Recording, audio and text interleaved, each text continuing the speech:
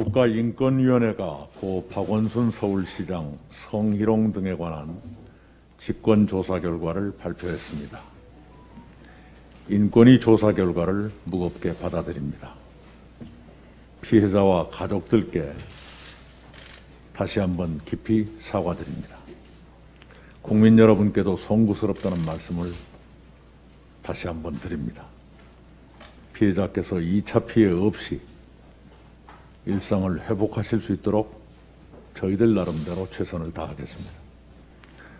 인권위원회가 서울시와 여성가족부 장관 등에 보낸 제도 개선 권고 역시 존중하겠습니다.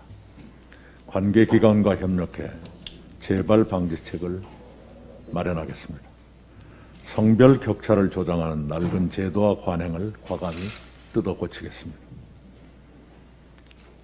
우리 사회의 여성 억압 구조를 해체하겠습니다. 업무상 이력 등에 의한 성범죄가 다시는 발붙이지 못하도록 권력형 성범죄에 대해서는 관련법을 고쳐서라도 처벌을 강화하겠습니다. 제도가 공허해지지 않으려면 사회적 공감대와 구성원들의 의지가 뒷받침돼야 합니다. 성평등이 문화가 되고 일상이 될 때까지 민주당 전국여성위원회와 교육연수원을 중심으로 성평등 교육을 지속적으로 실시하겠습니다. 윤리감찰단과 윤리신고센터, 젠더폭력신고상담센터를 통해 당내 성비위 문제를 더욱 철저히 감시하고 차단하겠습니다.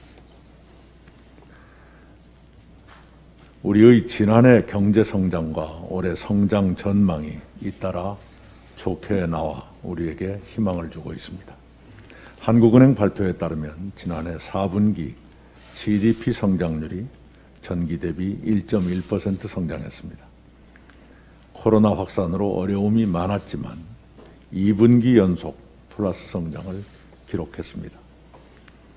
지난해 연간 성장률도 국내외 주요 기관들의 예측보다 높은 마이너스 1.0%로 나왔습니다. 역성장이긴 하지만 세계 10위권 내 선진국들이 마이너스 3.7%에서 마이너스 11.2%까지 큰 폭으로 역성장 한 점을 감안하면 우리는 상당히 선방했다고 말씀드려도 되겠습니다.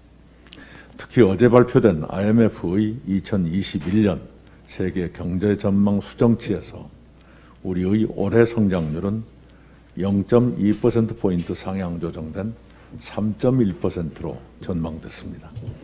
지난해와 올해 합산 성장률은 성장 전망이 공개된 선진 11개 나라 중 가장 높은 수준인 2.0%로 예측됐습니다. IMF는 우리의 경제 회복이 최고 수준이라고 칭찬했습니다. 블룸버그와 OECD도 지난해 한국 경제가 훌륭했다고 평가했습니다. 우리의 지난해 경제 성장률이 OECD 회원 37개국 가운데 1위, 우리의 1인당 국민소득이 G7 회원국인 이탈리아를 능가할 것으로 추정되는 등 우리의 경제 성장은 상대적으로 양호합니다. 그런 여러 평가는 위기에 강한 우리의 저력을 다시 한번 확인해 주고 있습니다. 노동자와 기업인을 비롯한 국민 여러분이 함께 이루어 주신 성과입니다. 감사드립니다. 국민 여러분께서 희망과 자신감을 가지고 경제 회복에 함께 나서기를 바랍니다. 올해 우리의 경제 성장 목표는 3.2%입니다. IMF의 전망과 비슷합니다. 올해 우리는 코로나 이전으로 경제 성장을 회복할 것입니다. 그러나 국가 경제의 회복보다 더 중요한 것은 국민 경제의 회복입니다. 우리는 경제 성장을 회복하면서 민생을 안정시키고 불평등을 완화해야 합니다.